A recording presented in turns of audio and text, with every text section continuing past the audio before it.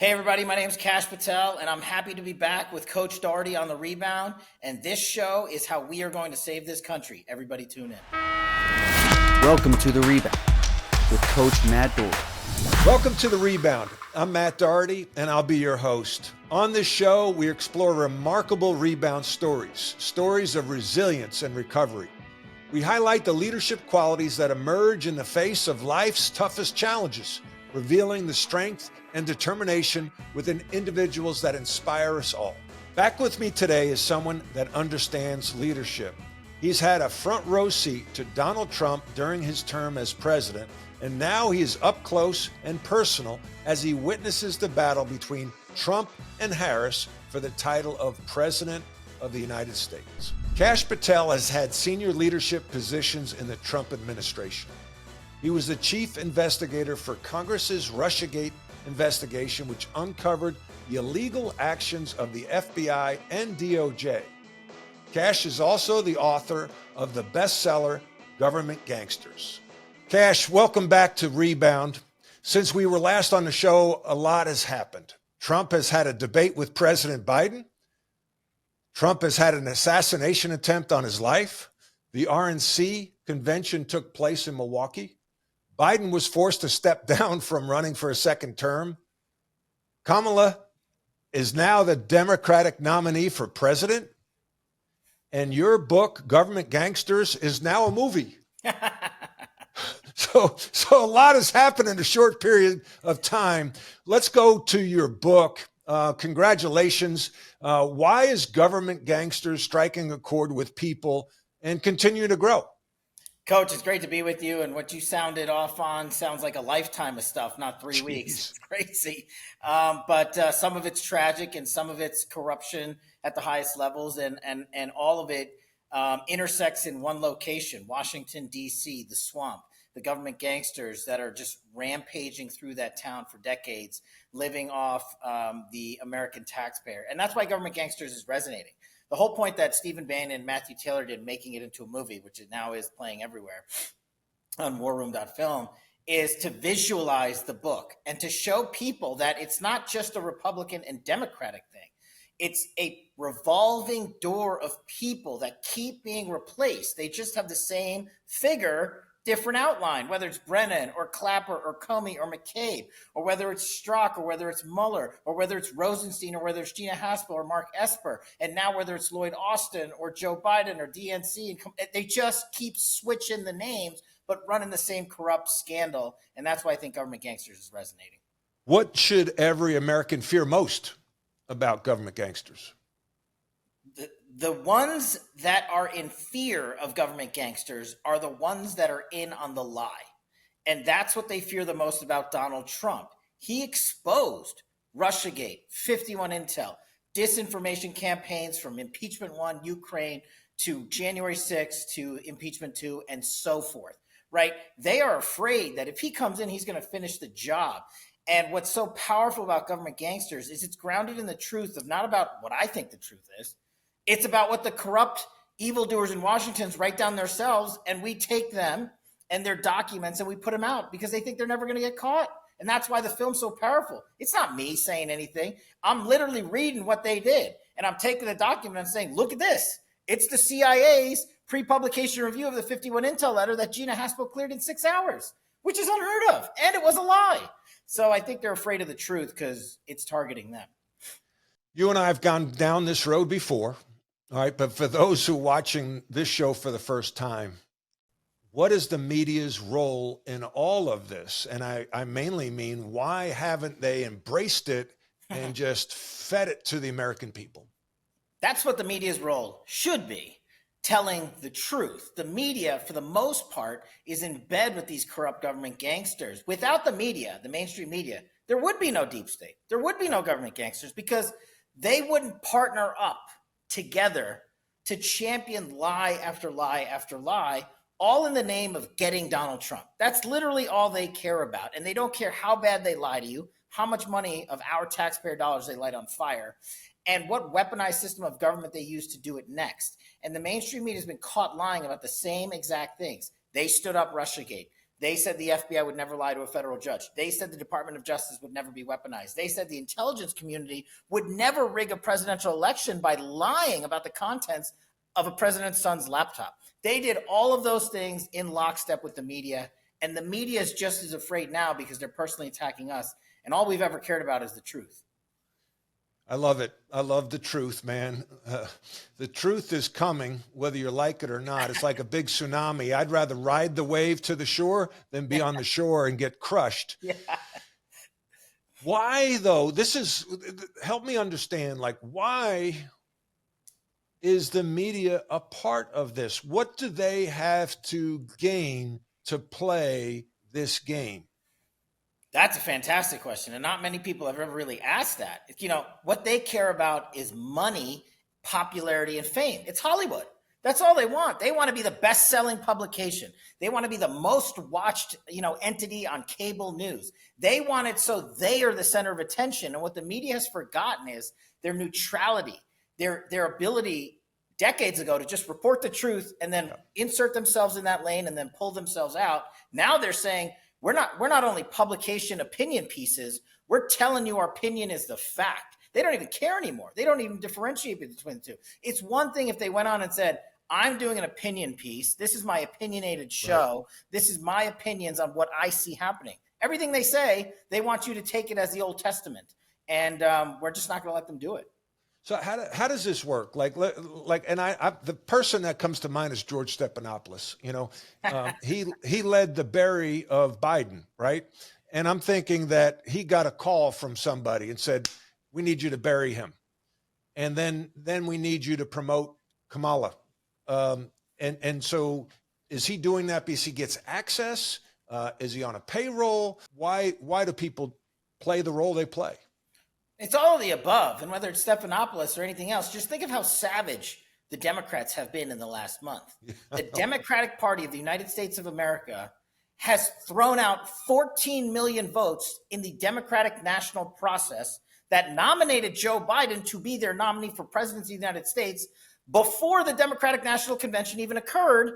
And then they airmailed in Kamala Harris and said, we don't care how Americans voted in this democratic process. We are going to anoint the next nominee for presidency of the United States for the Democratic Party. You want to talk about hijacking the system of the electoral public, and they were trying to tell us that's what we were doing. And they get guys like Stephanopoulos to come in and say, ooh, Kamala's the greatest thing ever. Don't worry about the fact that we literally lit state law after state law on fire by removing your delegate authorities, by telling you and mandating you who you must vote for, and by anointing her before the DNC ever even happens. This is the Democratic Party on steroids. And the media is helping them every step of the way because you nailed it. If they don't, Coach, they lose their access. They don't get their interviews. They don't get to go to the White House, and they don't get to go to the Christmas parties. It is about access. I think of sports, every big time coach had his favorite and gave that person access. And if that person would write a bad article, their access would be cut off. And then their readers wouldn't read their articles because they didn't have inside information. Yeah. So how is Kamala part of this apparatus now? Well, look, she put the wheels in motion. If anybody is thinking she was just sitting on the sidelines, not just wishing for this to happen, you guys have been not paying attention for basically the last 10 years. They called the Obama apparatus. They called the mainstream media. They called Nancy Pelosi. They called all the power players in Hollywood, the Katzenbergs and the big dollar guys and the big famous actors and said, listen, George Clooney, we need you to write an op-ed. I mean, these people folded all of this together masterfully. You got to give them credit, savagely, but masterfully, in an anti-democratic fashion, because they knew what we have been saying all along, Coach. Joe Biden is an ineffective, inept president. We are in the national security crisis of our times right now. And they knew after the last debate, they couldn't even lie in the mainstream media to cover up his just baseless and ineptitude. And so what they did was, okay, let's appoint the next person we can control. It's not like Kamala Harris has a record to stand on. Her immigration policies have literally led to the deaths of children, the raping of women, and the flooding of our streets of narcotics from China and other locations to kill our youth. That's not a record to be proud of. You have recently become a target of the Associated Press, back to the media. A once proud organization Now it seems like it's in the fake news business. How are you dealing with stories that are manufactured about you? Bring it on. All day long, 24/7, 365. I don't That's care. That's my Long Island brother right there. Long Island, baby. Look, the one thing I learned from Donald Trump and before that Devin Nunes was, if this mainstream media is firing at you personally, you are over the target and you keep going. You don't stop. Because the one thing that we care about more than anything when we are in service or when we are trying to have Donald Trump reelected is to give the American people the base level truth for them to vote on. That's all I care about, right? I'm not telling you how to vote. I think you should vote Donald Trump, and I'm going to give you all the reasons why I think you should do that, but I'm not going there and saying you have to do this. I'm going to give you the truth, and I think rational Americans will then say, I will do that because I want a secure border, because I want the wars to end, because I want peanut butter not to cost $8 a jar, because I want America to be tall on the world stage again, and I don't want terrorism on the rise. So when they talk about me, like there's like 6 more hit pieces coming out next 2 weeks, and these peoples really are asking my publicist the following: did Kash Patel get a challenge coin from the Department of Justice? Who cares? Wait a second. Wait a second. Hold on. I got a challenge coin. I got a challenge coin. I love challenge coins. Yeah, but I got it from General Veneer. Yeah, Deputy Chief of Staff, G9. This is what they care about. This is what they because they can't attack our policy. They can't attack the fact that I exposed Russiagate. They can't attack the fact that I led Donald Trump's DOD and intelligence community, and we ended the forever wars, and we shut down the narco traffickers. We stopped the human smuggling networks. They can't shut down the fact that we brought home American hostages and didn't start 2 new world wars. If they addressed those things, they would implode. How does President Trump get on the court, on the field, and discuss these issues? Because it's the policies. Right now it's a popularity contest. You see Simone Biles donate $4 million. You see, to Kamala Harris, she's people like her. She's the new flavor. She has a little bit of a honeymoon. Mm-hmm. She's refreshing. People are going to vote for her because they like her, or they don't like Donald Trump. That makes no sense to me. How can we get people in the arena to discuss policy and real issues that are going to impact people's lives? Honestly, watching shows like yours, because most Americans are sick and tired of the mainstream media lying to them. Literally, I go around this country, President Trump does so more than anybody, talking to the American people and asking them hard questions about, is your life better now? Is your school choice program for your kids better now? Is your community safer? Are your cops enabled to do the law enforcement mission they're supposed to be doing? Do we protect our men and women in uniform when we send them into harm's way? Do we spend more money on forever world wars than we do protecting our veterans here at home? These are basic issues that all Americans, forget the Hollywood elitists who don't care about anything but themselves, and forget the popularity contest. If you walk around mainstream America, you see more Trump signs than I've ever seen before. I got people coming up to me, and I'm a nobody, because we're out there, like you, Coach, brave enough to talk about the issues that matter. And the issues that matter to me are what President Trump is putting forward, not what Simone Biles and Taylor Swift are doing in Europe. I don't care. Great. Go make all the money you want, but you will have no effect on Americans who are rational and knowledgeable on how they vote. And the people that want to vote for you because you're popular, go back to high school. Yeah. Let's go to break. And when we come back, Kash is going to discuss how Donald Trump has rebounded from an assassination attempt and now having to fight a new opponent in Kamala Harris. OMJ Clothing is an elite men's clothing store that provides a vast array of spectacular brands of men's lifestyle apparel for every day. Elevate your business upscale casual at OMJ. Success comes from standing out. The Rebound is sponsored by Sector Spider ETFs, a unique family of exchange-traded funds that divide the S&P 500 into 11 sector index funds. You can buy just the sectors you like or customize the S&P 500 by weighting the 11 sectors to meet your financial objective. Please visit them on the web at sectorspiders.com. That's sector, SPDRS.com. Alps Portfolio Solutions Distributor, a registered broker-dealer, is the distributor for the Select Sector Spider Trust. Kash, tell us how Donald Trump has rebounded from an assassination attempt and now having to go against a new opponent in Kamala Harris. I think he's done what he's always done. He gets back up. He goes on the campaign trail. He is open to almost every single media outlet on planet Earth.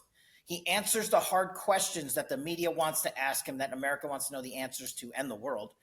And he continues to take the fight to the American people while Kamala Harris is on Air Force Two, while Joe Biden's in a bunker, while Kamala Harris has not answered a single press question to date or given a friendly press interview. Forget a combative press, which is always what President Trump is up against because they don't like him. But Kamala Harris isn't even given a friendly interview. And so the American people are over the honeymoon period of Kamala Harris's glowing Hollywood launch, okay? Now let's get back to the running of this country.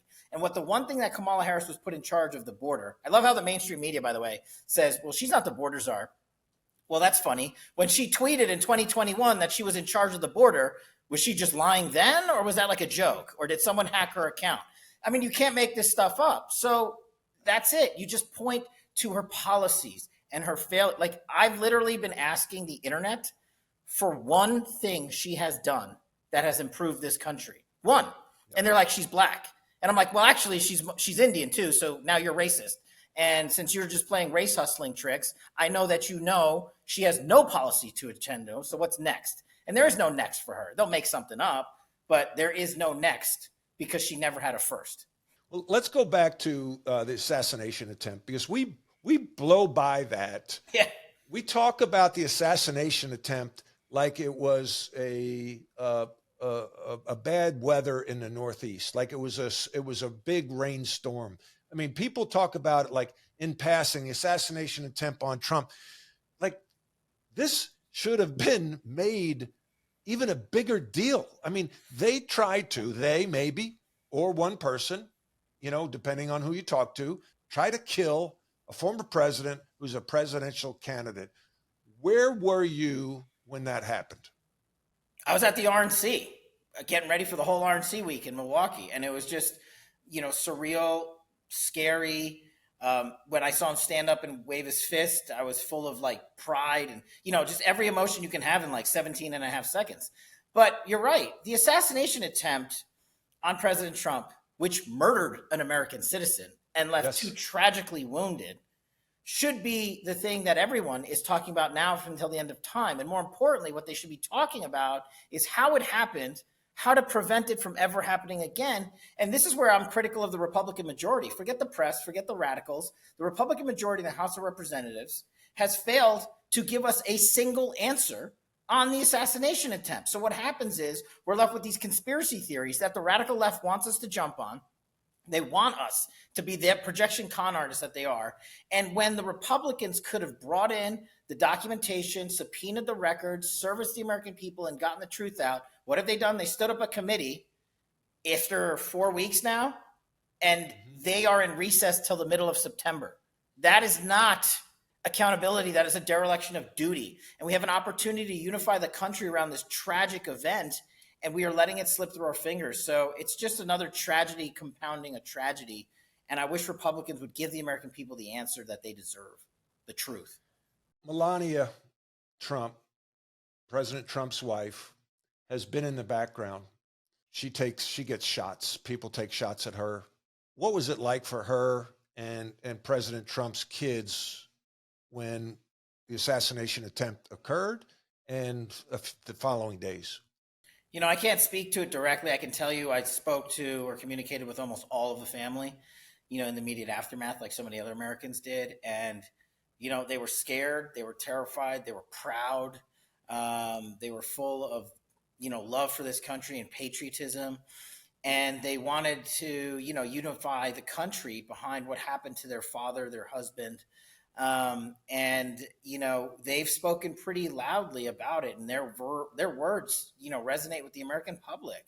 And this guy, their dad, their husband, could have just said, I'm out, I'm done. Yep. I just got shot. I'm a half inch away from dying. And what energizes me and what, almost brings me to tears at times is how resolute that man is in fighting for his family and for his country. And I think it's contagious. When I saw him at the RNC, a couple of days later, he was ready to go. His family was ready to go. They were all there. They were all standing by him, and they were all with us, cheering him on as he led the RNC to victory. Well, let's go to the RNC. It was amazing energy. He introduced J.D. Vance as his choice for VP. What are your thoughts of J.D. Vance and his fit with President Trump? Outstanding to pick a young American with a military service record that's impeccable, that he doesn't have to lie about, who's been in the United States Senate, who's been a successful businessman, who's from really everyday America and now is sitting on the precipice of being the vice president of the United States. I think it speaks volumes to President Trump's ability to expand the voting base and go out there and get someone who's not from Washington, D.C., who doesn't represent the Beltway, who can go out on the road in a flannel shirt and talk to everyday Americans and say, hey, I'm your guy, who has, for me, it's pretty cool, an Indian American wife, who has a diverse family sitting in Ohio in the Rust Belt that he's taken with him around the country. I think all those things are amazing, but I would love to see J.D. Vance and Waltz just once get on stage and debate. And I would like to see Waltz take out his challenge coin where he literally minted the lie of his title, Command Sergeant Major, in metal on his coin. What, did he get that one wrong too? And compared to J.D. Vance's actual combat record. I would love. Wait a second. He created his own challenge coin? And it has the false title of Command Sergeant Major, CSM. The stripes are on the coin that he has handed out for years. It is a lie. And I'm not denigrating his service, Coach. Very big distinction. I'm glad he served. But you're running for vice presidency of the United States and you lied to the world about your service. There is almost no greater evil that you can do to the men and women in uniform, and you continue to lie about it. And of course, the Kamala Harris people already corrected the website because they knew he lied about it. And now the American people should know the breadth of that lie. We're not attacking anyone's service, but you chose to lie about your service and denigrate your brothers and sisters in uniform, and you're championing that lie to try to get to the White House. I have always said this in college basketball. When you lie to the NCAA, if you lie about one thing, you can lie about a lot of other things. Yeah. It's just a character flaw. If you're used to lying, you're a liar. That's it. Simple. You stated in an interview that I listened to that J.D. Vance needs to play the role as a good number two, not like Mike Pence did. Talk about that. Yeah, look, what we want is someone, and I believe J.D. Vance is that right choice, who's going to be Donald Trump's go-to guy for anything and everything he needs. Not someone who's auditioning for the presidency while serving in the number two capacity, like a Pence, like so many other individuals did. JD's 39 years old. He's got a lifetime in politics ahead of him. And I think that's why the president was brilliant in making the selection, because I don't see JD out there running for president at all. I see him out there running for vice president and championing the president. And that's what I want. And if the president goes to him and says, hey, you're in charge of the military, you're in charge of the border, you're in charge of healthcare, you're in charge of whatever ball he throws his way, I feel J.D. Vance is going to pick up and run with it and say, sir, I got you, whatever you need. And that's the kind of vice president we need. All right. Like I did last time, Kash, what question should I have asked you that I didn't? Oh, man. I think you do your homework, Coach. That's probably why you're so successful. So I'm going to have to do my homework and be prepared the next time for that question. Well, thank you so much. You should have asked me, Coach. You should have asked me, where can people watch your movie? Okay, Kash, there you go. Where can people watch your movie? I love it. Warroom.film. Go to warroom.film. We're also doing premieres in theaters across America, but check out warroom.film. Kash, thank you for joining us today on The Rebound with Matt Doherty. Thanks, Coach. Leadership is a learned behavior. We all lead in some way, shape, or form. We all deal with adversity. And when you do, I challenge you to rebound. I challenge you to learn and grow. If you'd like to contact me, you can reach me at dohertycoaching.com. That's DOHERTY.com. Thanks for tuning in. All right.